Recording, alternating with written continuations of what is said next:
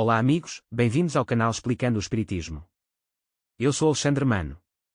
Neste vídeo terminamos o capítulo 2, Elementos Gerais do Universo, do primeiro livro do Livro dos Espíritos.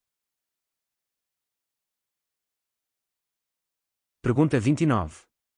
A ponderabilidade é atributo essencial da matéria? Da matéria como a entendeis, sim, mas não da matéria considerada como fluido universal. A matéria etérea e sutil que forma esse fluido é imponderável para vós, mas nem por isso deixa de ser o princípio da vossa matéria ponderável.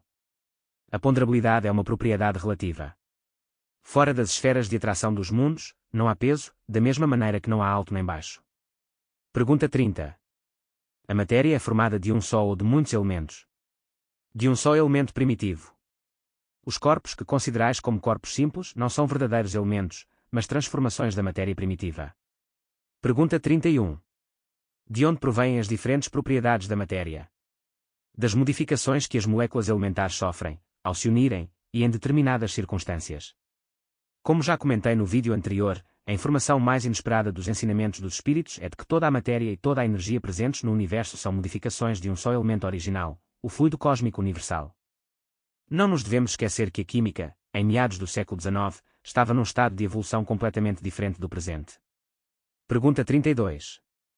De acordo com isso, o sabor, o odor, as cores, as qualidades venenosas ou salutares dos corpos não seriam mais do que modificações de uma única e mesma substância primitiva.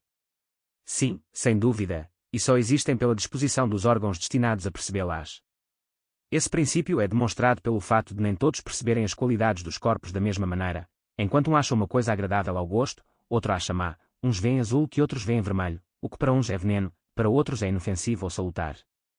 Pergunta 33. A mesma matéria elementar é suscetível de passar por todas as modificações e adquirir todas as propriedades? Sim, e é isso que deveis entender, quando dizemos que tudo está em tudo. Pergunta 33. Essa teoria não parece dar razão à opinião dos que não admitem, para a matéria, mais do que dois elementos essenciais, a força e o movimento, entendendo que todas as outras propriedades não são senão efeitos secundários, que mudam segundo a intensidade da força e a direção do movimento. Essa opinião é exata. Falta acrescentar que, também, segundo a disposição das moléculas. Como se vê, por exemplo, num corpo opaco que pode tornar-se transparente e vice-versa. Pergunta 34. As moléculas têm uma forma determinada? Sem dúvida que as moléculas têm uma forma, mas não a podeis apreciar. Em 1850 não poderíamos ver as moléculas. Hoje isto é perfeitamente possível. Pergunta 34. Essa forma é constante ou variável? Constante para as moléculas elementares primitivas, mas variável para as moléculas secundárias, que são aglomerações das primeiras.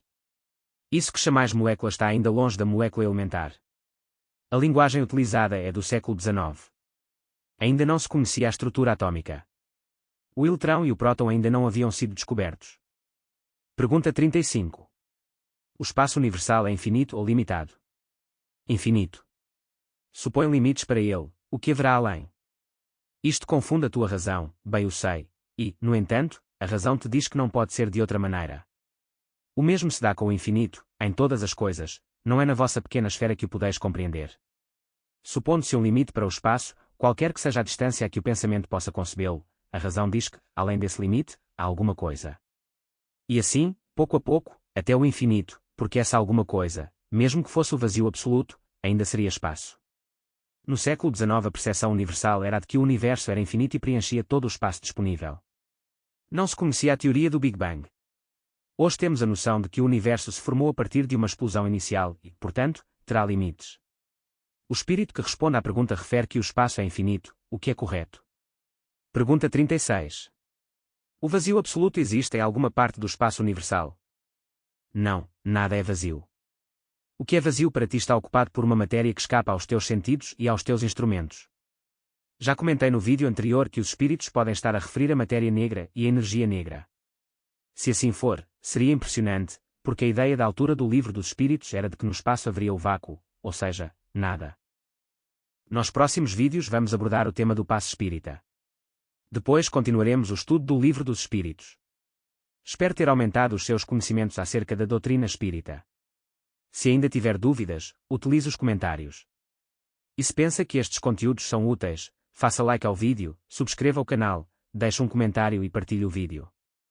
E não esqueçamos o principal ensinamento do nosso Mestre Jesus: faz aos outros aquilo que gostarias que eles fizessem a ti. Fiquem bem.